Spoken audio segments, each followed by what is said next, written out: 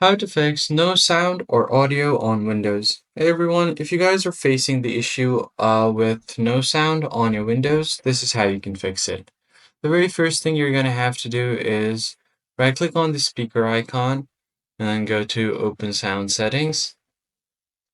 Once you are here, just make sure that your volume is not 0, so increase your volume. And just make sure the mono audio is also not turned on. Then you're going to have to choose your input settings. Make sure this input volume is also turned up. Now, once you have done that, you can just scroll down and try to troubleshoot your sound problems. Go to Output Devices, and it will automatically run a troubleshooter for your speakers. Just wait for a bit. It will check if there is any problem with your speakers, and if there is, it will try to fix itself without you having to do anything. Now I'm just going to close it for now. Then you're going to have to go to More Sound Settings. This pop-up will appear on your screen. Make sure that your speaker is set as default. Right-click on it and then go to Properties.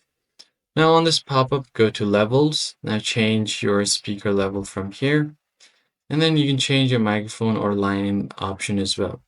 And if you go to Advanced, make sure this is set to all the way to the highest, that is 24 bits. 40,000 hertz, but it might be different for you guys. You could also try to test it. And make sure these are checked up right here. Allow application to take exclusive control of this device and give exclusive mode application priority. Click on OK. Now, once you've done that, close everything out. Open up your Start menu, search for Device Manager. And then here, you're just going to have to find speakers. Sound, from here, just go to Audio Inputs and Outputs, go to Speakers, and update the driver. Go to Update Driver, browse my computer, let me pick from a list, select the top variant, click on Next, and it will automatically update the driver for you. Now just give your PC a quick restart and your speaker should start working normally again.